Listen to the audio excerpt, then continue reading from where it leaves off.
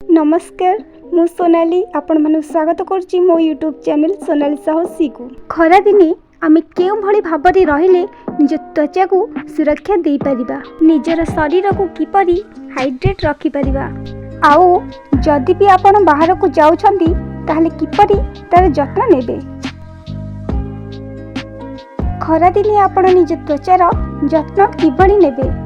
खरा दिने बेसी गरम जोगु आम त्वचा ऑयली हो जाए, जहा फल आम त्वचा डल हो जाए। खरा दिने सूर्यंक प्रखर किरण पाई आम त्वचा खराब होता है। तेबे आसंतु जानिबा किभली करिवे निज चेहरा को खरा दिने चिकचिक। खरा दिने बेसी गरम जोगु ह्यूमिडिटी जोगु कौन हुए ना स्किन न बेसी ऑयल सिक्रेशन हुए, स्वेट ग्लैंड सिक्रेशन मध्य अधिक हो जाए, सेथिपाई स्किन टा बेसी डल देखा जाए, अपरिष्कार रहे। तेणु स्किन रे धीरे धीरे अनइवन टोन देखा जाए। स्किन रे खरार प्रभाव जोगु जदि डायरेक्ट सूर्य किरण पड़ुछि ताहले एथिरे पिगमेंटेशन मध्य होइथाय। खरा दिने आपण केमिति स्किन न जत्न नेबे जोटा कि निहाती आपणक पई इम्पोर्टेंट ताहा जानिबा प्रथमे दरकार।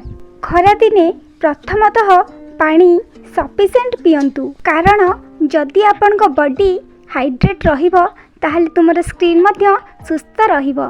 तेणु मिनिमम 2 लिटर रु अधिक पानी पियंतु। ता सहित खरारे गाधोई सारला परे जदि आपण कुआडे जाउछंती ताहले सनस्क्रीन नो व्यवहार निश्चिंत करंतु। तो आमर कंट्री और बाहर कंट्री मध्य डिफरेंस है, आमर जेहेतु झाड़ अधिक बाहर तो सनस्क्रीन टा धोई हो जाए। तेणु आपण जो भी सनस्क्रीन लगाउछंती ताहा 2-3 घंटा थरे व्यवहार करंतु। जदि आपण भाबुचंती दिन जाकरी थरे सनस्क्रीन लगाई देले हेबो ताहा आपणको भूल धारणा। सनस्क्रीन जेतेबेले व्यवहार करूछंती गोटे भल कंपनी रो व्यवहार करंतु। सब बेले गोटे फार्मास्यूटिकल कंपनी जोटा डेस्टेड अछि तार कंपोजिशन रा प्रॉपर्ली स्टडी होईछि। डॉक्टर को परामर्श अनुसार सनस्क्रीन रा व्यवहार करंतु। जो सनस्क्रीन ता आपणक पई एप्रोप्रिएट ताको व्यवहार करंतु। आउ देखिबे सेथिरे गोटे लेखा थिबो SPF सन प्रोटेक्शन फैक्टर। आपण जो सनस्क्रीन व्यवहार करिवे ताहा SPF 30 रु ऊर्ध्व हेबा आवश्यक।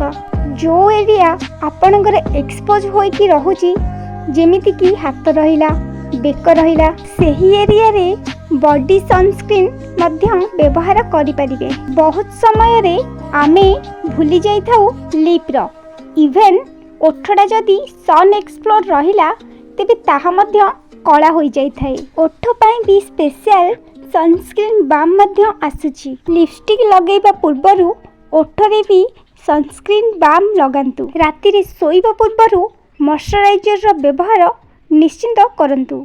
राति रे सोइबा पूर्वरु भल भाबरे निज मुह को धोई मॉइस्चराइजर लगांतु। सबु बेले ऑयल फ्री मॉइस्चराइजर व्यवहार करंतु। निजर फेस को केबे हेले स्क्रब करंतु नाही। स्क्रब करिबा द्वारा आम फेस डैमेज होबार संभावना रहिछि। निज फेस जदि ड्राई दिसुची, अपरिष्कार लागुची, मैला दिसुची ताहाले फोमिंग फेस वाश रे दिन को 2 थर निजर मुह को धोई नियंतु। जदि आपण मानकु मो वीडियोटी भल लागिला लाइक शेयर सब्सक्राइब करने को भूलिबे नहीं।